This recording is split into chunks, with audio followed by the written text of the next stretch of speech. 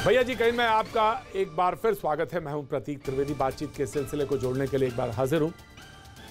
दिल्ली में कल से बारिश हो रही है और बारिश के साथ साथ ओले भी गिरे और ये चिंता जाहिर हुई कि सरकार उस तरफ नहीं देख रही जहां पे बॉर्डर पे किसान इस समय बैठे हुए हैं। उनके जो टेंट हैं, जो उनके तंबू हैं, उनमें पानी भरा हुआ है और वो बड़ी परेशानी की हालत में। और ये बात सच है कि आप अगर इस हालात में दिल्ली में हैं तो ये जो सामने आप विजुअल देख रहे हैं टेलीविजन में, ये इस वक्त दिल्ली के हालात हैं जिसमें किसान भाई बैठे हुए हैं।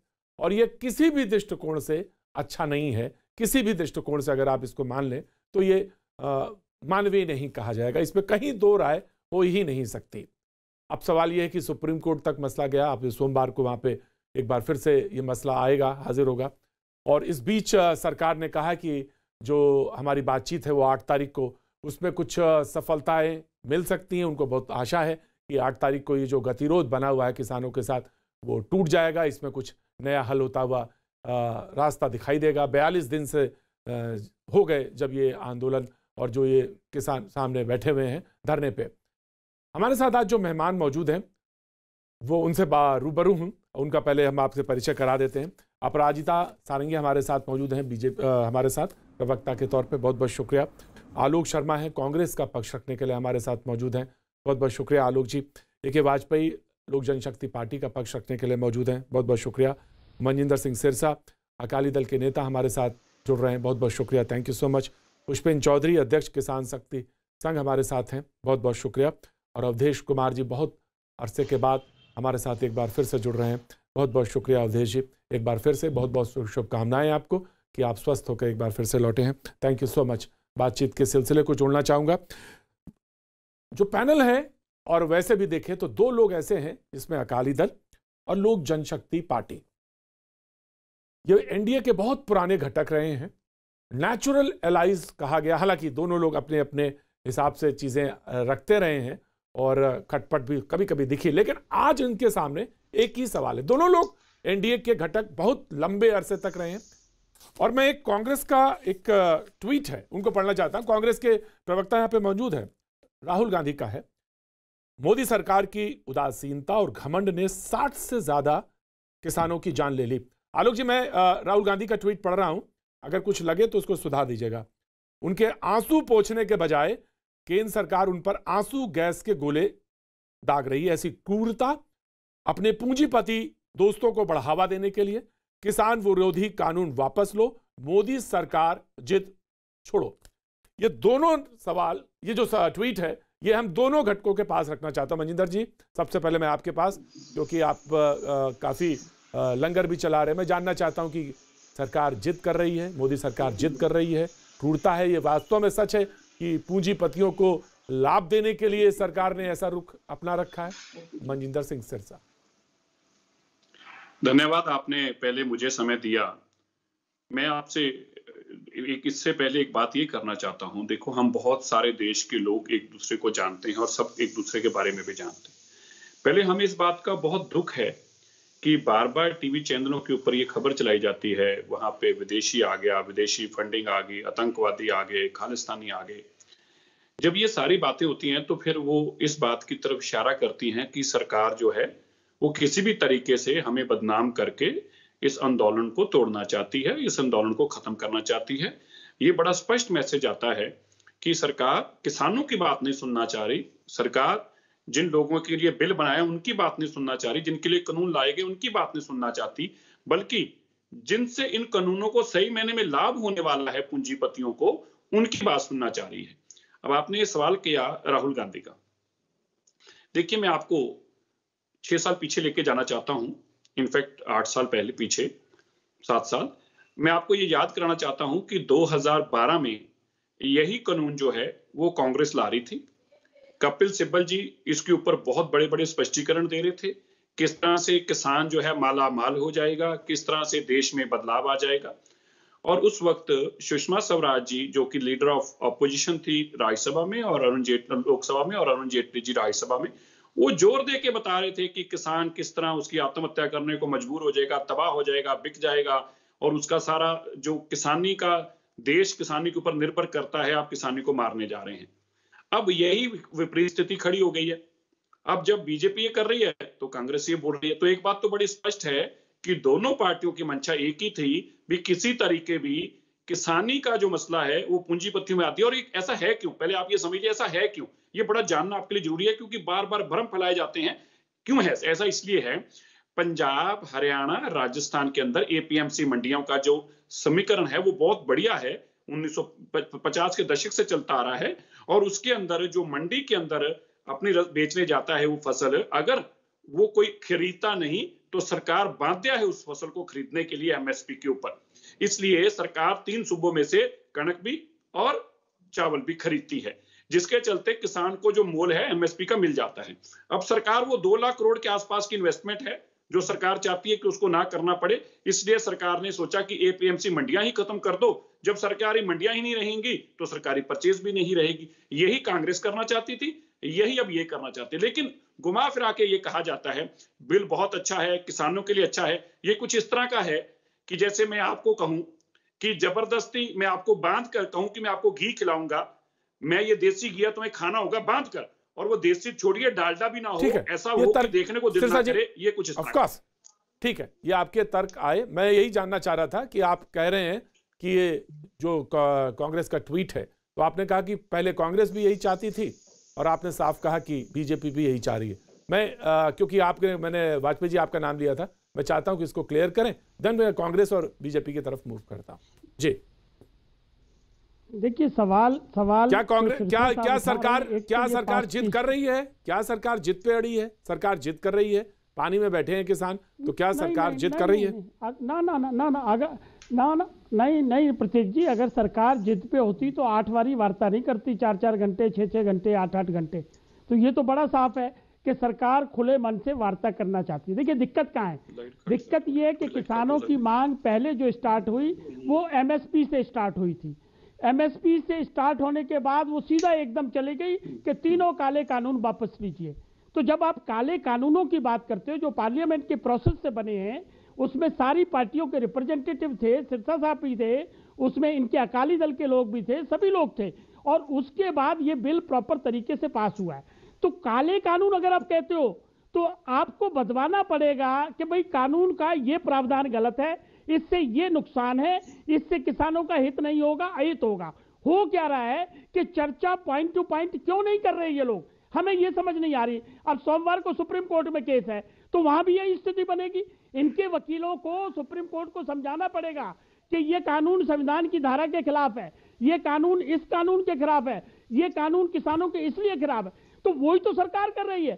सरकार की बातों को समझने का प्रयास न करके और लाल झंडे, माफ करना, लाल झंडे की यूनियन के तले और आड़तियों के पैसे के छाते के तले ये आंदोलन क्यों किया जा रहा है? हमको दुख नहीं है कि हम लोग अपने घरों में बिस्तर में लेटे हुए हैं और किसान भाई वहां बारिश में ठंड में ठुकर रहे हैं। इतनी मौतें हो चुकी हैं, हमको भी है, सरकार को भी है, लेकिन जिद कर लोगे तो कैसे होगा भाई? आंदोलन हमने भी किए हैं, ट्रेड यूनियन के लीडर के नाते 82 से हमने आंदोलन किए हैं। हम भी एक स्टेज पे जाके कंप्रोमाइज करते हैं, फेस सेविंग करते हैं, चलो इतना हो गया, अब दोबारा हम देख लेंगे ज्यादा चीज। देखो, जो मांगो वो तो नहीं मिलेगा, और आप अगर सरकार को कन्विंस कर लें तो सरकार विड्रॉ करने को भी तैयार हो जाएगी। इसमें ये बात कहने में भी हमको कोई शक नहीं है, लेकिन गुमराह ना होइए। सिरसा साहब कभी कांग्रेस की बात कर दी। सिरसा साहब, एमएसपी में कितने % खरीदी होती है? सिर्फ मात्र 6%। देखिए, किसानों की समस्याएं मेरे हिसाब से एमएसपी पे जो खरीदी होनी चाहिए वो नहीं होती, उसमें सुधार आना बहुत जरूरी है। और ये कहना कि उसको कानूनी जामा पहना दीजिए, ये कहां की राय है? हम कैसे प्रतीक बाबू को बांध सकते हैं किसी सिविल कॉन्ट्रैक्ट में कि आप टमाटर ये भाव खरीदिए या ये गेहूं आप ये भाव खरीदिए? हाँ, सरकार एमएसपी पे अपने लिए सेट करती है कि हम इस भाव में खरीदेंगे। और क्यों खरीदेंगे?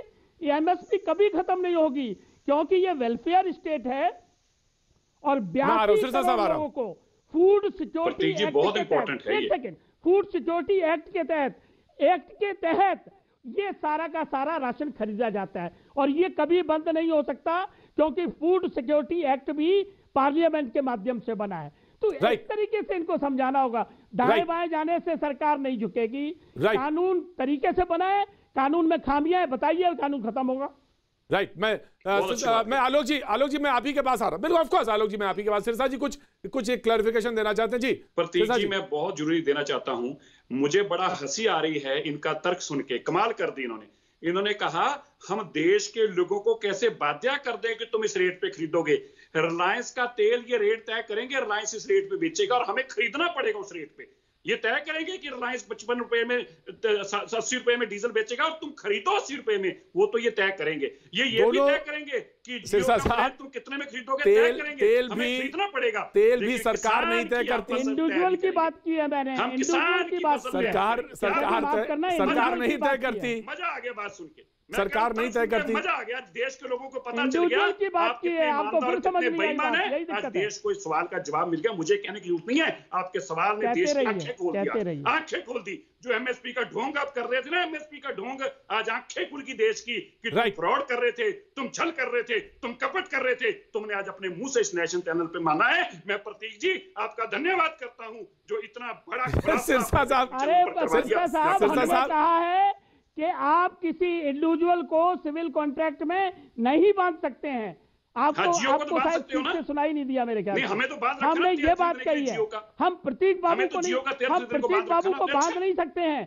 कोई सरकार हमको नहीं बांध सकती है कि मैं इस प्राइस पे खरीदूं, ये मेरी मर्जी। हाँ, तो आप गुमराह न करिए, कोई इस गुमराह में आने वाला है नहीं, कोई इस गुमराह में आने वाला नहीं। कानून के तरीके से।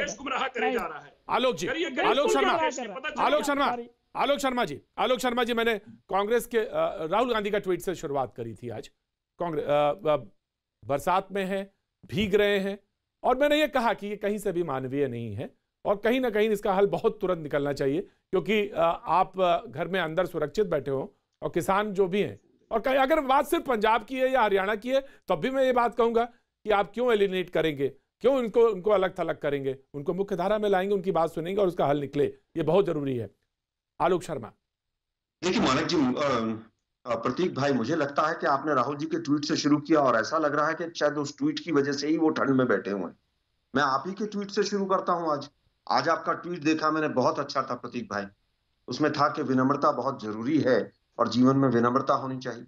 और वो ट्वीट जो है वो बीजेपी के लिए और बीजेपी की सरकार के लिए, केंद्र की सरकार के लिए वो ट्वीट जो है बहुत कारगर है। आपका ट्वीट जो है प्रतीक भाई, आज क्या आप विनम्रता से जाके किसानों से कहिए कि भाई हम आपके साथ खड़े हैं, हम इनको वापस लेते हैं, आपसे डिस्कस करेंगे और उसके बाद बिल को वापस ले आएंगे और बिल को दोबारा से पेश कर देंगे। तो आज लगता है मुझे कि आपका ट्वीट जो है वो माननीय राहुल गांधी जी के ट्वीट के बराबर ही प्रासंगिक है पूरी तरह से। लेकिन आप भी जिद पे हैं, लेकिन आलोक जी आप भी जिद पर हैं। आलोक जी ये बार बार कहना कि बिल को वापस ले लो, बिल को तो कॉन्स्टिट्यूशन में प्रोविजन है। Of course you will get chance, I will give you full chance, I will give you time. मुझे लगता है कि मैं आप अगर कॉन्स्टिट्यूशन 2012 में कांग्रेस जो है यही बिल लेकर आना चाहती थी, तो मुझे लगता है सिरसा साहब के पास वो ड्राफ्ट मौजूद होगा जो कांग्रेस बिल लेकर आई थी या लेकर आना चाहती थी। हमने केवल सुझाव मांगे थे, शरद पवार जी की चिट्ठी भी सामने आई और उन सुझावों में सबने मना किया। हमने बिल का ड्राफ्ट तक तैयार नहीं किया, लेकिन कांग्रेस वही कानून लेकर आना चाहती थी जो आज बीजेपी लेकर आई। बड़ा दुर्भाग्यपूर्ण है। उसके बाद आया के साथ जो है 4-4 घंटे 8-8 घंटे आपने तो मैनिफेस्टो में लिखा हुआ है सर, आपने अपने मैनिफेस्टो में लिखा हुआ है। मैं आपका मैनिफेस्टो पढ़ दूं आपको? सिरसा साहब बिल्कुल आप लाइएगा, अगर हमने कोई पार्लियामेंट में बिल पेश किया हो तो जरूर उसकी कॉपी रखिएगा। दूसरी बात, इन्होंने कहा साहब 4-4 बिल पेश किया, मैं तो लाना चाहते थे, मैं तो बिल लाना चाहते थे, मैंने कभी नहीं कहा लाए। सिरसा साहब मैं बिल्कुल किसी के बीच में नहीं बोला। मैं कह रहा हूं कि आप अभी पंडित जी ने कहा, एलजेपी वाले हमारे साथी ने, कि कांग्रेस पार्टी बिल्कुल सिंसियर नहीं है और हम सिंसियर हैं। 4-4 8-8 घंटे बातचीत चल रही है, इससे ज्यादा इनसिंसियरिटी नहीं हो सकती कि 7 दौर की बातचीत के बाद भी प्रतीक भाई आज तक एजेंडा तय नहीं हुआ इस सरकार का कि बातचीत क्या होनी है। इन्होंने एक और बात कहा कि कानून के जरिए बिल्कुल बहुत अच्छे बिल लाए गए और कानूनन लेकर आए। अरे भाई 5 जून को जब पूरा वर्ल्ड जो है कोरोना से जूझ रहा था, तो आप चोर दरवाजे से ऑर्डिनेंस लेकर आते हैं और उसको स्टेट लिस्ट से निकालकर आप कॉन्करेंट लिस्ट में डाल देते हैं और ध्वनि मत से राज्यसभा में बिल पास करते हैं, तो चोरी तो यहीं पकड़ी जाती है। उसके बाद आप कहते हैं कि साहब हम जो हैं किसानों की बात कर रहे हैं, किसानों के बहुत भले में। सिरसा साहब ने भी कहा आप उनको कभी नक्सली, आतंकी, कुकुर मुत्ते, टुकड़े टुकड़े गेंद, भड़वे पता नहीं कौन कौन सी शब्दावली का इस्तेमाल हुआ, और बीजेपी के किसी एक सीनियर लीडर ने माफी तक नहीं मांगी कि ये शब्दावली किसान भाइयों के लिए गलत है। फिर आप कहते हैं कि साहब समाधान निकल जाना चाहिए। कैसे निकल जाना चाहिए मुझे नहीं पता, कैसे निकल जाना चाहिए। जब देश के प्रधानमंत्री झूठ बोलेंगे, 15 फरवरी 2015 को सुप्रीम कोर्ट में एक 700 पेज का एफिडेविट केंद्र की सरकार देती है कि हम 50% मुनाफा कॉस्टिंग के ऊपर नहीं दे सकते हैं, C2 मेथड से कैलकुलेशन नहीं कर सकते हैं। लेकिन 10 दिन पहले देश के प्रधानमंत्री झूठ बोल रहे हैं कि हमने 15%, स्वामीनाथन कमेटी रिकमेंडेशन लागू हो गई है और हमने 50% उसमें पूरी तरह से मुनाफा दे दिया। देश के प्रधानमंत्री झूठ बोलेंगे, देश के कृषि मंत्री एजेंडा तय नहीं करेंगे, जो लोग भड़वा कहेंगे इनको देश के गृह मंत्री उनसे पगड़ी बंधवाएंगे और फिर ये कहेंगे कि साहब किसान गलत हैं और वहां तो पर्चे बंट रहे हैं, वहां तो लाल झंडा लग गया है। मुझे लगता है कि सरकार पूरी तरह से किसानों की बात सुनने में विफल हो गई। आप विनम्रता से सुन लीजिए उनकी बात। ऐसा क्या अहंकार है इस सरकार का? हमारे केंद्र के 4 मंत्री प्रतीक जी लाला रामदेव से मिलने चले गए थे और हमने उनसे भी बात की थी। हमें पता था विशुद्ध पूरी तरह से बीजेपी के इशारे पर काम कर रहे हैं। बाबा नहीं कहते, लाला कहते हैं। आप तंज कसते हैं, तंज कसते हैं आप, लाला कहते हैं, बाबा नहीं कहते हैं।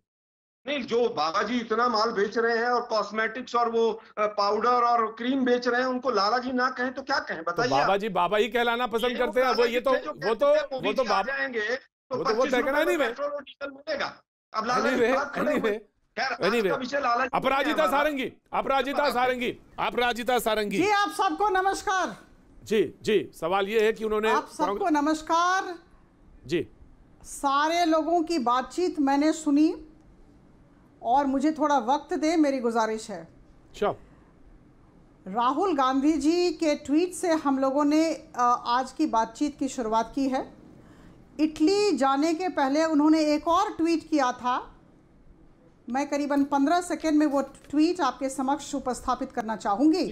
उन्होंने कहा था, वीर तुम बढ़े चलो, धीर तुम बढ़े चलो, वाटर गन की बौछार हो या गीदड़ भभकी हजार हो, वीर तुम बढ़े चलो। ये हमारे किसान बंधुओं के साथ किस तरह की हमदर्दी का प्रदर्शन है। खुद इटली गए, इटली जाने के पहले वीर तुम बढ़े चलो का नारा देकर चले गए। ये कितनी दुखद बात है। क्यों उकसा रहे हैं हमारे किसान बंधुओं को, क्यों बरगला रहे हैं उन्हें, मुझे यह समझ में नहीं आ रहा है। पंजाब और हरियाणा और वेस्टर्न उत्तर प्रदेश के जो किसान बंधु हैं, इन्हें उकसाया जा रहा है, क्यों? दूसरी बात मैं आपको कह दूं कि बहुत सारे किसान संगठन ने हमारी सरकार, केंद्र सरकार के पास अपना समर्थन पत्र भेजा है। मुझे लगता है हम सब इस बात से अवगत हैं। हम इस बात से अवगत हैं कि केंद्र सरकार, प्रधानमंत्री मोदी जी की सरकार संवाद पर विश्वास रखती है। किसी भी विवाद का समाधान संवाद से हो सकता है। मुझे लगता है हमने यह प्रदर्शित कर दिया है, हमने यह प्रमाणित कर दिया है। 8 दौर की बातचीत हो गई है और हम बार बार बातचीत करना चाहते हैं। इस बात से पूरा देश अवगत है। प्रधानमंत्री मोदी जी ने भी किसानों से 2 बार बातचीत की है और प्रधानमंत्री मोदी जी के भाषण के बाद तो मुझे लगता है किसी को किसी तरह की आशंका ही नहीं होनी चाहिए। भैया जी, कहीं मैं आपका एक बार फिर स्वागत है। बातचीत के सिलसिले को सीधे आगे बढ़ाते हैं। कांग्रेस के प्रवक्ता अपनी बात करना चाह रहे थे, मैं सीधे उनके पास आता है। किसान खुले में बैठा है, बारिश का मौसम है। आज इस पॉइंट से हमने अपनी डिबेट का आगाज किया था। आलोक शर्मा, देखिए, मुझे लगता है प्रतीक भाई, ये केवल सरकार की हठधर्मिता है। बार बार कहते हैं किसान के फायदे का कानून है। किसान कहते हैं भाई हमने कानून ना तो मांगा हमने और ना हमें चाहिए। अब उसके बावजूद आलोक जी, ये बात तो अभी सिरसा जी भी कह रहे थे कि आप भी आपकी इच्छा तो जरूर थी किसानों की स्थिति बदले, ये तो इच्छा आप भी रखते हैं ना, और ये आपने अपनी बात कही भी थी। प्रतीक भाई, एग्रीकल्चर रिफॉर्म्स होने चाहिए, एग्रीकल्चर रिफॉर्म्स के खिलाफ नहीं, लेकिन एग्रीकल्चर रिफॉर्म्स किसी शेप में हुए हैं। चर्चा तो आज उस पर हो रही है, बिल्कुल हो रही है। नेहरू क्या करना चाहते थे उस पर आज हम बैठ के चर्चा करने क्या करना चाहते थे। तो मुझे लगता है ये अतार्किक है, ये कुतर्क है।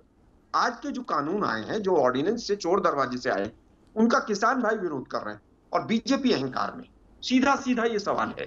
नरेंद्र सिंह तोमर कहते हैं एग्रीकल्चर रिफॉर्म्स है ही नहीं है, ये तो मार्केटिंग रिफॉर्म्स है। एग्रीकल्चर मार्केटिंग रिफॉर्म्स पर ही कंकरेंट लिस्ट में ये ऑर्डिनेंस लाए गए हैं। प्रधानमंत्री महोदय कह रहे हैं कृषि कानून है। नहीं, सीधी सी बात है कि किसान को उसके देखिए, सीधी सी बात है, बहुत उसमें कोई बहुत उलझाव नहीं है। किसान अगर ये कहे कि मेरी फसल खेत से सीधे जाए और मुझे अपनी फसल का वाजिब नहीं, मुझे अपने मन मुताबिक दाम मिले, तो इसमें कोई एतराज है आलोक शर्मा? नहीं, बिल्कुल एतराज नहीं है। यही तो कानून में चाह रहे हैं ना किसान। वाजपेयी, मैं आ रहा हूं बीजेपी के प्रवक्ता के पास आ रहा हूं। अपराजिता, जो प्राइवेट प्लेयर माल परचेज करेगा वो भी एमएसपी से नीचे ना परचेज करे, यही तो चाह रहे हैं किसान। बिल्कुल प्रतीक भाई, आपकी बात ठीक है और हम भी यही चाह रहे हैं। ना फिर वही गड़बड़ कर रहे हैं, हम नहीं करेंगे। मुझे लगता है कि कहीं ना कहीं कुछ जी अवधेश जी कुछ कह रहे हैं, अवधेश जी कुछ कह रहे हैं, अवधेश जी नहीं कर पा रहे। अवधेश जी, प्रतीक जी देखिए, मैं तो ये मानता हूं कि किसानों के पेशे को सम्मान का काम बनाने के लिए और उनका जीविकोपार्जन हो, इसका भारतीयकरण चाहिए। लेकिन वर्तमान ढांचे में जिस कानून की वकालत 2006 से कांग्रेस करती रही, पी चिदम्बरम साहब के बजट भाषण का अंश है कि हमको प्राइवेट सेक्टर चाहिए, प्राइवेट सेक्टर आएगा तो हम करेंगे। बिल्कुल गलत बात है। कानून बताइए, कानून कहा था? आलोक जी, कांग्रेस पर मैं कोई टिप्पणी नहीं करना चाहता हूं, क्योंकि कांग्रेस ने अपनी आत्महत्या करना अगर तय कर लिया है, हम लोगों के सुझाव का कांग्रेस के लिए कोई मायने नहीं है। मैं ये मानता हूं कि ये कानून जितना मैंने पढ़ा है, आलोक जी, वन बाय वन, स्वतंत्र करने के लिए आलोक जी, वन बाय वन, और इससे पीछे नहीं हटना चाहिए। मैं दोनों को रोकता हूं, दोनों को ऑडियो डाउन, दोनों की ऑडियो डाउन, ऑडियो डाउन है सर, ऑडियो डाउन है दोनों की सर, ऑडियो डाउन है sir. One by one, Avdhesh ji आप बोलिए, देन आलोक जी अगर आपको फिर कोई क्लैरिफिकेशन देना तो आई will give you chance.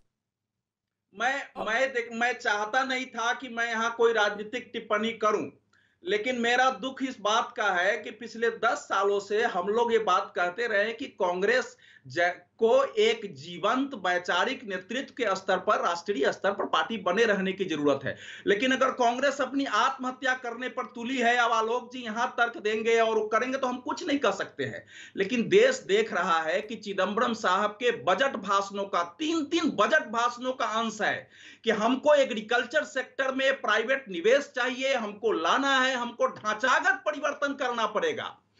Akali Dal के सिरसा जी चले गए, सिरसा जी की पार्टी की यह मांग थी, और आज वो अकाली दल के सिरसा जी चूंकि अमरिंदर सिंह जो है इसका लाभ न उठा ले, इसलिए वो आंदोलन कर रहे हैं। मैं पूछता हूं प्रतीक जी, उस आंदोलन के ज्यादातर नेता दो पूंजीपतियों का नाम ले रहे हैं, क्या ये पूंजीपति किसान से कहीं भी अनाज खरीदते हैं? मोदी जी की इन दोनों पूंजीपतियों ने ठीक है, right Avdhesh ji, I have taken your view. Avdhesh ji, Alok ji आप बोलिए, आलोक जी बोलिए, एक बार आलोक जी बोलिए। सिरसा जी आ रहा, किसानों की शहादत हो गई, मुझे बड़ा दुख है और केंद्र को काम करना चाहिए इस पे।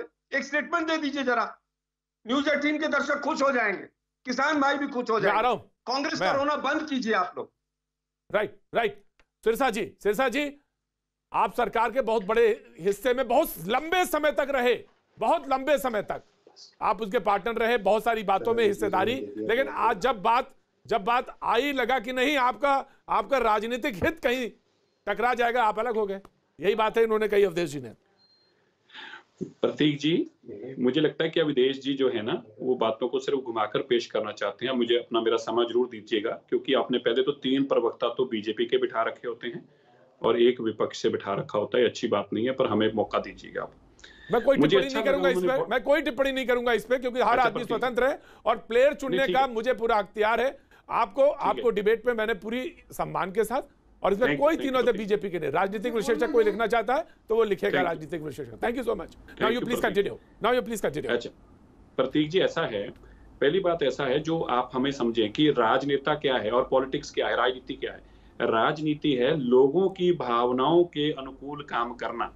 मैं चुना लीडर काय का हूं अगर मैं लोगों की भावना ही नहीं समझता, और अगर लोगों की भावना ये और उनके साथ मैं खड़ा नहीं होता, तो फिर मुझे राजनीति में रहने का अधिकार क्या है? आपने ठीक कहा, मैं अपने लोगों को खुश करने के लिए कर रहा हूं, बिल्कुल ठीक कहा, क्योंकि मेरे लोग कब खुश होंगे?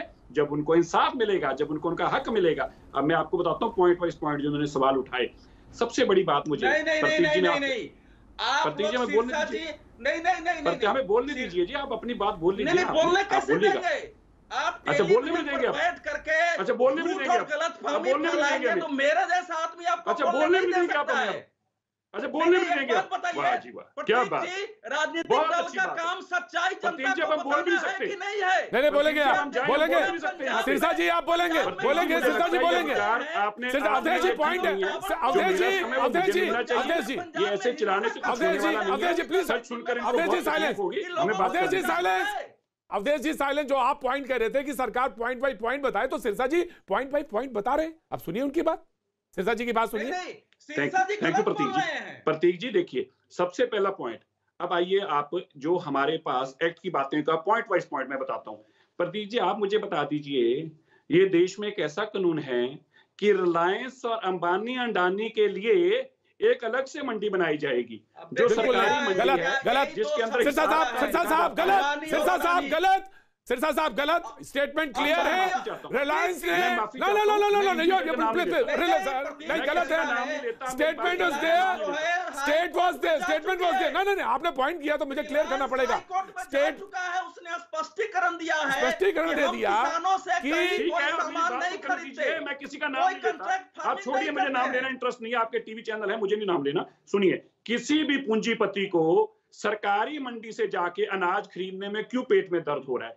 जब मंडी है, मंडी के अंदर सरकार का रिकॉर्ड है, उस रिकॉर्ड वो कहता है मैं वहां से नहीं खरीदूंगा, मैं वहां से नहीं खरीदूंगा, मेरे लिए अलग से एक मंडी बनाइए। अच्छा जी, आपके लिए अलग से मंडी बनाते हैं। अब मुझे बता दीजिए, जिस सरकारी मंडी के अंदर सरकार के नियंत्रण में है, जो काम सरकार के निरंतर मनजिंदर सिंह सिरसा जी, मनजिंदर सिंह सिरसा जी, मनजिंदर सिंह सिरसा, वाइट अब इस पॉइंट का जवाब भी लीजिए ना, इस पॉइंट का जवाब लीजिए, आप इस पॉइंट का जवाब लीजिए। किसी भी प्राइवेट प्लेयर ने यह नहीं कहा कि उसके लिए अलग से एक मंडी बनाई जाए। रिलायंस का आपने नाम लिया, सुनिए प्लीज लिसन, नहीं मैं यही कह रहा हूं, यही मैं कह रहा हूं कि कहीं ना कहीं कंफ्यूजन है, उस कंफ्यूजन को दूर करिए। सिरसा साहब आप सुनिए तो, मेरी बात तो सुनिए। रिलायंस का आपने नाम लिया, रिलायंस ने बहुत क्लियर कहा, नहीं आपने लिया, ये भी एक बड़ी अच्छी स्ट्रेटजी है, ये भी एक स्ट्रेटजी है कि आप नाम ले लीजिए फिर कह दीजिए मैंने नाम नहीं लिया, आप नाम ले लीजिए फिर कह दीजिए नाम नहीं लिया। आई एम सॉरी, आपका चैनल है। दूसरी बात, चैनल से उसका कोई लेना देना नहीं, चैनल से उसका कोई लेना देना नहीं, कोई लेना देना नहीं। दूसरी बात, आप लड़ने को प्रतीक जी मत आइए, मैं लड़ना नहीं, पॉइंट आपको बता रहा हूँ। सिरसा साहब आप मेहमान हैं, सिरसा साहब आप मेहमान हैं, सिरसा साहब आप मेहमान हैं, बात रखना चाहता हूँ, किसानी पे बात रखिए ना। उन्होंने कहा कि मेरा कोई, सुन लीजिए, उन्होंने ना पहले सुनिए, पहले पॉइंट सुनिए। उन्होंने कहा कि मेरे किसानी से, सेक्टर से, फार्मिंग में आने का कोई भी इरादा नहीं, ना मेरी कोई सीधी खरीद है। Now you please clarify.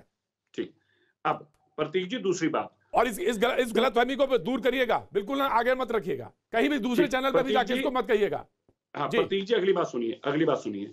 अब क्या किसी भी प्राइवेट प्लेयर के लिए अलग से मंडी बनाई जाए, आप उसके साथ सहमत तो नहीं है? नहीं तो आप मान रहे हैं।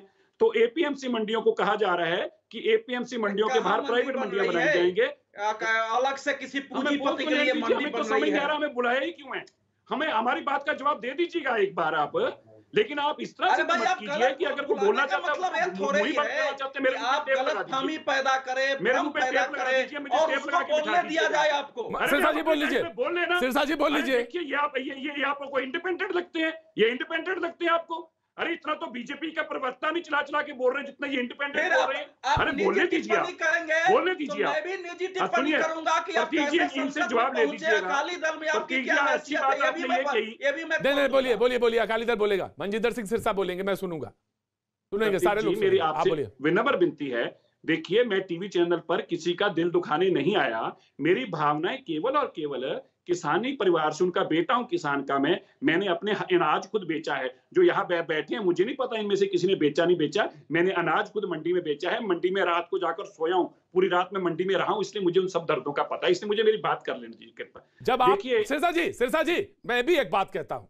जब आप चुनाव लड़ते हैं और जब चुनाव में जब आप उस कॉलम में लिखते हैं ना कि इनकम, तो मैं कहूंगा, हाथ जोड़ के कहूंगा कि इस देश के सारे किसान सिरसा जितने ही आमदनी वाले हों, प्रभु उतना ही वाले। कितना जब आपने अपना भरा था, of course now you have to listen it, now you have to listen it, now you have to listen it Sirsa sahab, now you have to listen it Sirsa sahab, now you have to listen it Sirsa sahab. Of course मैं पूरे हिंदुस्तान के, मैं of course आपने मेहनत से कमाया है, and I am, मैं किसान के बेटे के पास पैसा है तो लोगों के पेट में दर्द होती है। नहीं, मैं आपको बिहार ले चलूंगा, मैं बिहार और उत्तर प्रदेश घुमाऊंगा, एक दिन बिहार उत्तर प्रदेश भी घुमाऊंगा आपको, मैं बिहार और उत्तर प्रदेश भी घुमाऊंगा सिरसा साहब। देश देख रहा है, नहीं राजनीति नहीं, सरकार को हो रही है राजनीति नहीं सिरसा साहब, राजनीति हमारे पास नहीं है। किसान का बेटा अमीर क्यों है, किसान के बेटे के पास अच्छे कपड़े क्यों हैं, किसान के पास अच्छा घर क्यों है, हमें इस बात की तकलीफ है, वो तो केवल और केवल पूंजीपतियों के पास होना चाहिए था। अभी देखिए प्रतीक जी, ये पढ़ लीजिए और सुना दीजिए अपने टीवी चैनल पर, आपके प्रवक्ता यहाँ बीजेपी के कह रहे थे हम रेट तय नहीं कर सकते। एक प्रवक्ता कह रहे हैं एमएसपी तय करेंगे, दूसरा प्रवक्ता कह रहा है एमएसपी दे ही नहीं सकते। अच्छी अगली सुनिए, एमएसपी तो नहीं दे सकते लेकिन दे क्या सकते हैं वो सुनिए। ये दे सकते हैं, लिखते हैं अडानी एग्री लॉजिस्टिक्स को आपने 30 साल के लिए किसान का अनाज रखने की परमिशन दी, 30 साल के लिए, और उसका 30 साल का कॉन्ट्रैक्ट कर दिया, एक दिन का नहीं, किसान का एक फसल का नहीं करेंगे। अडानी का 30 साल का किया, कितना 30 years for first year. Now I have taken your point. BJP now will respond. BJP will respond now. BJP will respond now. और रेट बढ़ता रहेगा। BJP will respond and then Vajpayee ji. BJP and then Vajpayee ji. BJP. Aparajita. Fix नहीं करेंगे। Sure. I have taken your point. I have taken your point. अपराजिता. किसान है ना जो कह रहे हमारे पास किसान आंदोलन आते हैं, वो किसान एक बेडरूम में फिट हो जाते हैं। राइट सिरसा साहब, आई have taken your point. Bedroom में फिट हो जाते हैं और जो 5 लाख किसान है अब मेरी बात सुने, वो किसान इनको दिख नहीं रहा। अजय आप हमें कहाँ बोलने दोगे, किसान को कहाँ बोलने दोगे तुम, उसके तो तुम कपड़े नहीं सिरसा साहब ऐसा नहीं है, सिरसा साहब नहीं सिरसा साहब आप अच्छे मित्र भी हैं हमारे अच्छे मित्र, मैं आपकी बिल्कुल बात सुनूंगा। हमें जवाब दे दीजिएगा, अडानी का रेट तो फिक्स कर दिया लेकिन किसान का क्यों नहीं फिक्स करना, हमें जवाब दे। अपराजिता जी हमें जवाब दे। अपराजिता जी, भारतीय जनता पार्टी ऊंची मैं बोल रही हूँ, धन्यवाद। भारतीय जनता पार्टी ऊंची आवाज में बात करने में विश्वास नहीं रखती है। भारतीय जनता पार्टी अच्छे काम डंडे मारने में विश्वास रखती है, आंसू गोले चलाने में विश्वास रखती है, बहुत शांति से अच्छा काम करते हैं। डंडों से आपने कहा का पानी चलाती है, छारे मारती है, डंडों से पीटती है। कहा तो हम चुप रहे, जब मैं कहती हूँ तो आप चुप रहे। जब आपने कहा तो विश्वास आप विश्वास किसमें रखते हैं, वो होना चाहिए, आपको ये विनम्रता होनी चाहिए। आप सुने, मैं बोलूंगी। जी आप सुनाइए। कांग्रेस के जो प्रवक्ता हैं, मैं दोनों से बातचीत करूंगी, मुझे थोड़ा समय दें, आप जरा शांत हो जाएं। अपराजिता जी, मैं थोड़ा सा Aparajita ji, of course I will give you time break. अपने पैनल की तरफ रुख करेंगे और उससे जाएं, उससे पहले कि एक स्टेटमेंट है कृषि मंत्री का। उन्होंने कहा कि सरकार किसानों के प्रति प्रतिबद्ध है, बिल के समर्थन में भी हमें बहुत से पत्र मिल रहे हैं। बीजेपी के प्रवक्ता बोल रही थी, मैंने उनसे कहा था कि मैं ब्रेक के बाद आपके पास सीधे आऊंगा, फिर कांग्रेस और उसके बाद फिर मैं आगे पैनल पे बढ़ूंगा। जी वाजपेयी जी, उसके बाद बीजेपी के कांग्रेस के बाद। जी अपराजिता जी बात रखें। जी बहुत धन्यवाद। मैं कांग्रेस के प्रतिनिधि के साथ और अकाली दल के प्रतिनिधि के साथ अलग अलग बातचीत करना चाहूंगी, मुझे कुछ वक्त दें। आलोक वर्मा जी बड़े कड़े शब्दों में फार्म लॉज की निंदा की, उन्होंने विरोध किया, लेकिन मैं उनको याद दिलाना चाहूंगी कि उनके 19 के मैनिफेस्टो में यही सब बातें लिखी हुई हैं। शायद उन्हें यह ज्ञात होगा। उनके नेता, जितने भी नेता हैं, इन फार्म लॉज में दिए गए सारे प्रोविजंस के समर्थन में हैं। मैं 3 तिथियों का जिक्र करना चाहूंगी, उनके नजर में लाना चाहूंगी, आलोक वर्मा जी के नजर में। एक है 16 दिसंबर 2011, दूसरा है 4 नवंबर 2012 और तीसरा है 3 अक्टूबर 2012। 16 दिसंबर 2011 को उत्तर प्रदेश के फर्रुखाबाद में राहुल गांधी किसानों को ओपन मार्केट के फायदे गिना रहे थे। उस समय यूपीए की सरकार सत्ता में थी और डॉक्टर मनमोहन सिंह प्रधानमंत्री थे, हम सब जानते हैं। 4 नवंबर 2012 दिल्ली के रामलीला मैदान में कांग्रेस की एक रैली को संबोधित करते हुए तत्कालीन प्रधानमंत्री डॉक्टर मनमोहन सिंह ने कहा रिटेल व्यापार में विदेशी निवेश की अनुमति देने की हमारी सरकार के फैसले पर काफी बहस हुई है। मेरा, कांग्रेस पार्टी का और हमारी सरकार का मानना है कि यह फैसला हमारे देश के हित में है। जैसा लिखा है मैंने पढ़ दिया। तीसरी तिथि है 3 अक्टूबर 2012। सोनिया गांधी ने कहा था इस दिन किसानों की पैदावार सस्ते से सस्ते दामों पर खरीदी जाती है और शहर में महंगे से महंगे दामों में बेची जाती है। मैं पूछना चाहती हूं कि किसानों का हक नहीं बनता है क्या कि उनके पैदावार की सही कीमत उन्हें मिले। और मैं आप सबको बता दूं कि जैसा कि मैंने कहा, मैं पुनरावृत्ति करूंगी, इनके 2019 के मैनिफेस्टो में भी ये सब लिखा हुआ है। और मुझे तो लग रहा था कि कांग्रेस के जो प्रवक्ता हैं वो हमें धन्यवाद देंगे, इनके सपनों को हमने साकार किया है। जो मैनिफेस्टो में लिखा है वही काम हमने किया है। 32 साल पहले इनकी सरकार में पेप्सी और नेस्ले इंडिया के लिए जो प्राइवेट कंसर्न्स हैं उनको कहा था कि फार्मर से सीधा पैदावार खरीदे। इसका परमिशन समय दें तो मैं पूरे एक पॉइंट वाइज उत्तर दे दूं। आलोक शर्मा जी से यही कहना है कि जब भी वो युद्ध करते हैं फार्मर्स के प्रोविजंस को लेकर, बिल्कुल मैं आपकी बात बैकग्राउंड को, पृष्ठभूमि को नजर में रखकर राइट। अपराजिता जी बिल्कुल बात, आप मुझे याद है, मुझे बात याद है आपकी, जो आप कह रही हैं आलू के चिप्स की बात थी, कि आलू की खरीद की बात थी। अब जब ये बात सच है 32 साल पहले वाली, कि आलू के चिप्स का आलू सीधा जो है फार्मर से खरीदा जाएगा और एलोकेट किए गए। आलू की क्वालिटी बताई गई, लेकिन ना तो फिर आलू दिखा, ना चिप्स दिखे, ना उसकी क्वालिटी दिखी। जी देखिए, दुर्भाग्यपूर्ण है कि मिसगाइड करने में बीजेपी सबसे आगे है। आलू का एमएसपी नहीं होता प्रतीक भाई, इसलिए मुझे मालूम है, लेकिन आलू के बारे में खरीद पे बात, ये बात थी 32 साल पहले। ये बिल्कुल 100% बात है कि किसानों को कहा गया कि उनकी खरीद से लिया जाएगा। मैंने सुन लिया आपका वक्तव्य जी प्रतीक भाई, आलू का एमएसपी नहीं होता है। मुझे मालूम है सर, इसलिए मुझे मालूम है करना इस कानून से क्यों नहीं, क्यों आलू का किसान जो फर्रुखाबाद का यूपी का जो किसान है जो आलू फेंक देता है सड़क पर, उसके बारे में आप बात नहीं करेंगे, उसके बारे में आप बात नहीं करेंगे। आलोक जी राहुल गांधी जी ने जो कहा था वो उसकी उपस्थापना मैं कर देती हूँ। राहुल गांधी जी ने जो कहा था मैं उसकी उपस्थापना कर देती हूँ। अपराजिता जी बोलने दीजिए, अपराजिता जी बोलने दीजिए। या तो मैं चुप हो जाता हूँ, इन्हीं को बुलवा लीजिए या इनको चुप कर दीजिए।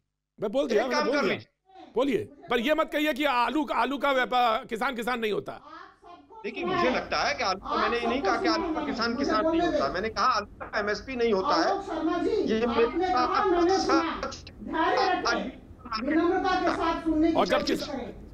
और जब हाँ, उसको यही दिक्कत है, यही कंफ्यूजन है आलोक जी, यही कंफ्यूजन है कि गन्ने को लेकर आलू को यहाँ पे बैठे हैं किसान के नेता बैठे हैं, वो बता मुझे कम से कम 10 बार फोन करते हैं, वो मुझे 10 बार फोन करते हैं। आलोक जी सुन लीजिए, आलोक जी सुन लीजिए। Aparajita ji please, Aparajita ji please audio down, Aparajita ji audio down, Aparajita ji का ऑडियो डाउन। 10 बार फोन करते हैं मुझे चौधरी साहब, कहते सर चल के देख लीजिए कि आलू जो है सड़क पे फेंका जा रहा है, एक बार चल के रिपोर्ट फाइल कर दीजिए भैया जी, कहीं में भूखों मर रहे हैं किसान। कहते हैं चौधरी साहब की नहीं कहते, आप बोलिए चौधरी साहब, है ना? मुझे उत्तर नहीं देने देंगे क्या? इतने आरोप लगा आप देने देंगे, लेकिन यही भ्रम फैलाया जा रहा है, यही भ्रम फैलाया जा रहा है, यही भ्रम फैलाया जा रहा है। इस भ्रम को समझने की कोशिश करिए, ये इसी को भ्रम को समझने, मुझे मालूम है एमएसपी नहीं है, मुझे मालूम है एमएसपी नहीं है इस पे, लेकिन भ्रम को क्यों स्थिति पैदा कर रहे हैं? किसान चाहे आलू का हो चाहे धान का हो, चाहे किसान आलू का हो चाहे धान का हो, हमारे मैनिफेस्टो में और चाहे वो गेहूं का हो, हम एमएसपी को ओपन मार्केट में, मुझे मालूम है पेरिश अनपेरिश, मुझे मालूम पेरिशेबल, मुझे मालूम है पेरिशेबल अनपेरिशेबल किसानी में फर्क मुझे मालूम है, कौन सी फसल कहाँ है। आलोक जी भ्रम मत पैदा करिए, आलोक जी बिल्कुल भ्रम मत पैदा करिए, पेरिशेबल अनपेरिशेबल मुझे मालूम है। Now you please answer. Alok ji की आवाज सुनेंगे, आलोक जी की बात सुनेंगे। मेरे पास मोदी जी की वो तिथि भी याद कर लीजिए 2011 की, जब उन्होंने कहा था कि ये पूरी तरह से एमएसपी को कानूनी अधिकार मिलना चाहिए। क्या आप वो तिथि भूल गए 2011 की? उसके बाद बिल्कुल सही बात है आपने कही, मैंने बात आपकी सुनी, मैं आलोक जी आपकी बात सुनी, मैंने आपकी बात सुनी है, ठीक है, जब 6 लोग वहां पर उनकी मौत होती है, मोदी जी का 6 मिनट में ट्वीट आ जाता है। 60 हमारे किसान शहीद हो गए दिल्ली के बॉर्डर पर। देश की राजधानी में मोदी जी के किसी एक मंत्री का दुख तक व्यक्त होना नहीं आया है। आप मुझे केवल ये बताइए कि जो पार्टी 2.5 महीने तक जस्टिस फॉर किसान चलाती है और पूरा मीडिया उसके पीछे पीछे चलता है, क्या जस्टिस फॉर किसान आज अपराजिता जी चलाएंगी शाम को जाकर ये ट्विटर हैशटैग? तीसरी चीज जो हमें सबसे ज्यादा डरा रही है प्रतीक भाई, वो ये है कि अब सुप्रीम कोर्ट का सहारा लेकर केंद्र की सरकार भयंकर क्रूरता करने जा रही है 26 जनवरी से पहले। मैं आपके टीवी चैनल पर कहकर जा रहा हूं, और उसकी एक वानगी अभी हमने मैं आलोक जी इसकी इजाजत आपको नहीं दूंगा। सुप्रीम कोर्ट का सहारा लेकर ये वाक्य बिल्कुल से गलत है। सुप्रीम कोर्ट का सहारा लेकर ये वाक्य बिल्कुल गलत है। वो इंडिपेंडेंट इंस्टीट्यूशन कॉन्स्टिट्यूशनल अब इंडिपेंडेंट बॉडी है, कोई किसी का सहारा नहीं ले सकता सुप्रीम कोर्ट का सहारा लेकर। ये वाक्य अपने आप में बिल्कुल गलत है। ये वाक्य बिल्कुल अपने आप में गलत है आलोक शर्मा जी। किसानों की शहादत के बाद आलोक जी ये वाक्य बिल्कुल गलत है। सुप्रीम कोर्ट के पास अपनी आंखें हैं, बीजेपी को अपनी आंखें अपने हाथ हैं, कोई किसी का सहारा लेके सुप्रीम कोर्ट का सहारा ले लेंगे। मैं आ रहा हूँ सिरसा जी आ रहा हूँ सिरसा जी मैं आ रहा हूँ। मैंने आपकी आवाज देखी, मैं आ रहा हूँ ऑफकोर्स सिरसा जी आ रहा हूँ ऑफकोर्स। वाजपेयी जी को आंसर, वाजपेयी जी हम ये कह रहे हैं कि ये आलोक शर्मा सुप्रीम कोर्ट के कंटेम्प्ट कर रहे हैं। जैसे राहुल गांधी ने माफी मांगी थी, ये इसको विड्रॉ करिए, नंबर 1। और दूसरी बात हम ये कह रहे हैं कि सारे लोग ये मान रहे हैं कि सरकार का एक पक्ष है, किसानों का एक पक्ष है। तो ऐसी सूरत में क्या होना चाहिए? कोई कमेटी अपॉइंट होनी चाहिए, या तो आप सरकार को कन्विंस करें, अदरवाइज कमेटी अपॉइंट करें, उसमें एक्सपर्ट्स हो, सारे लोग हो, और बैठ के मसला निकाला जाए। तब तक आंदोलन को रद्द कीजिए। कहीं ना सरकार भागी जा रही है, ना बिल भागे जा रहे हैं, ना किसान भागे जा रहे हैं। देखिए कहाँ चलेगा वो हनुमान? अरे वो बिहार के चुनाव के बाद हनुमान जी को सुनिए, ये बैठे हुए हनुमान जी। अरे ये बैठे हैं। अरे भाई जिस चीज को कल तक आप सही कह रहे थे उसको आज गलत कैसे कह सकते हो? कपिल सिब्बल पार्लियामेंट में किस बात पे बहस कर रहे थे बताइए? अरे बताइए मुझे, क्या बात कर रहे हो? हम लोग किसानों के समर्थन में हैं, समर्थन में। देखिए आप किसानों को उकसा रहे हैं, मेरे को कहने में कोई एतराज नहीं है कि आप किसानों को उकसा रहे हैं, और किसानों को चौधरी साहब नहीं है। चौधरी साहब पुष्पेंद्र चौधरी साहब, मैं सारी ऑडियो डाउन कर रहा हूं। पुष्पेंद्र चौधरी साहब, ये भ्रम बहुत ज्यादा फैला हुआ है, और इस भ्रम को बिल्कुल दूर किया जाना चाहिए कि गन्ने का किसान कोई और होगा, आलू का किसान कोई और होगा, धान बोने वाला और होगा। और मैं वो जर्नलिस्ट नहीं जो धान और चावल में फर्क ना जाने। मैं जानता हूं, मैं पराली को भी जानता हूं, पतवार को भी जानता हूं अच्छी तरह से, खरपतवार भी समझता हूं। तो मुझे इस भ्रम को बिल्कुल दूर करिए कि आलू का किसान जो है वो हाशिए पे ही रहेगा जिंदगी भर, उसकी बात कभी नहीं होगी आलू वाले की। हाँ, आप स्वयं मेरे साथ गन्ना किसान को कवर करने के लिए गांव-गांव गए हैं कई बार, मैं जानता हूं अच्छी तरीके से। मैं तो केवल एक प्रश्न अपने पक्ष विपक्ष के सभी भाइयों को कह रहा हूं कि एमएसपी की व्यवस्था अगर बाकी फसलों पर 23 के अलावा आलू, प्याज, टमाटर पे भी लागू करेंगे और एमएसपी बाध्यकारी बनाएंगे, आलोक शर्मा जी भी जवाब दे इसको जब भी इनकी सरकार बनेगी, और अकाली दल भी जवाब दे, क्योंकि ये बहुत जरूरी है कमिटमेंट लेना सभी लोगों से आज। सबसे पहले सिरसा साहब बोलेंगे। सिरसा साहब बहुत पहले से हाथ उठा रहे थे, सिरसा साहब बोलेंगे, उसके बाद आलोक जी आपके पास आएंगे, फिर अवधेश जी। छोटा छोटा बोलेंगे, बहुत टाइम नहीं है। सिरसा जी मैं माफी चाहूंगा, बहुत छोटा छोटा, क्योंकि आलोक को भी टाइम मिल जाएगा। प्रतीक जी, हाँ जी प्रतीक जी देखिए, एक तो जो बार बार कहा जाता है भ्रम, अगर कोई भ्रम फैला रहा है तो वो सरकार है, क्योंकि सरकार के पास प्रवक्ता भी हैं, टीवी चैनल भी हैं, उनके पास समय भी, और उनके मंत्री और मुख्यमंत्री भी हैं। भ्रम वही फैला रहे हैं। हम इतनी देर से बातचीत करे जा रहे हैं, लेकिन किसान की बात नहीं हो रही। कोई अपनी पार्टी की बात कर रहा है, कोई अपनी पार्टी की। देखिए एक बात आप समझ लीजिए, जो किसान वहां बैठा है, अभी यहाँ बीजेपी की जो हमारी प्रवक्ता है सारंगी जी, उन्होंने कहा कि कुछ लोगों ने, किसानों ने हमें भी समर्थन दिया है। इनके जो किसान समर्थन देते हैं वो तो कृषि मंत्री जी के ड्राइंग रूम में फिट आ जाते हैं। 15 लोग होते हैं ड्राइंग रूम में फिट आ जाते हैं, वो तो इनके किसान हैं। और जो सड़क पर बैठा है 5 लाख आदमी, वो इनको दिखता नहीं है, उसकी चिंता करना नहीं चाहते। आप किसान तो दो ही बातें कर रहे हैं ना। हमने आपसे कौन सी तारीख को ये बिल मांगा था जो आपने हमारे लिए जबरदस्ती बनाया? अरे भाई जो हमारे दलित है ही नहीं है, हमारे को क्यों थोपना चाहते हो? थोपना क्यों चाहते हो? नहीं बने, लेकिन किसान की राय से बने, किसान के मुताबिक बने, किसान की राय से अवधेश जी बहुत जल्दी क्लियर करिए। अवधेश जी नहीं बोले उस पे पेरिशेबल नॉन पेरिशेबल वाले पे नहीं बोले वो। अवधेश जी ऐसा है प्रतीक जी, ये बात सच है कि इस कानून को लेकर के अनेक भ्रम और गलतफहमी पैदा की गई है, इसमें कोई दो मत नहीं है। लेकिन दुख इस बात का है कि ये जो किसान नेता है इसको सीएए के खिलाफ शाहीन बाग जैसे आंदोलन में परिणत कर रहे हैं।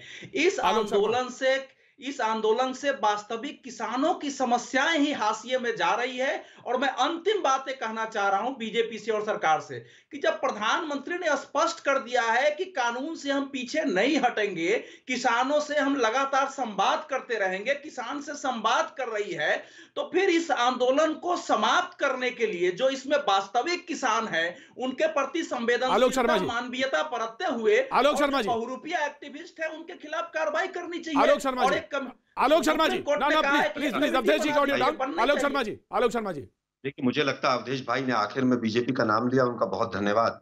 लेकिन एक ऑल पार्टी मीटिंग अगर मोदी जी थोड़ा सा बड़ा दिल रख के बुला लें और उसमें किसानों के रिप्रेजेंटेटिव भी हों, तो क्या बंद कमरे में बातचीत हो रही है उसका भी पता चल जाएगा। और बार-बार किसानों अच्छा पॉइंट है आलोक अच्छा पॉइंट है, बुलाया जा सकता है आलोक, अच्छी पॉइंट है ये। बार-बार कह रहे हैं कि किसान आलोक ये पॉइंट अच्छा है, सरकार को एक बार, हाँ ऑफ कोर्स आलोक ये बहुत अच्छा पॉइंट आपने कहा। हम लोगों से ज्यादा समझदार है किसान जो बॉर्डर पर बैठा है, जो अपने घर को छोड़ के बैठा है। और बीजेपी के प्रवक्ता आलोक आपका ये पॉइंट अच्छा है, आलोक आपका ये पॉइंट अच्छा है कि सरकार को तमाम विपक्षी पार्टियों को भी एक बार बैठ के और ब्रीफ करना चाहिए। इससे कहीं ना कहीं जब बातचीत होगी तो रास्ता निकलेगा। मैं आपके पॉइंट से सहमत हूं। वक्त एक छोटे से ब्रेक अभी आर पार का, उसके बाद कल होगी फिर मुलाकात।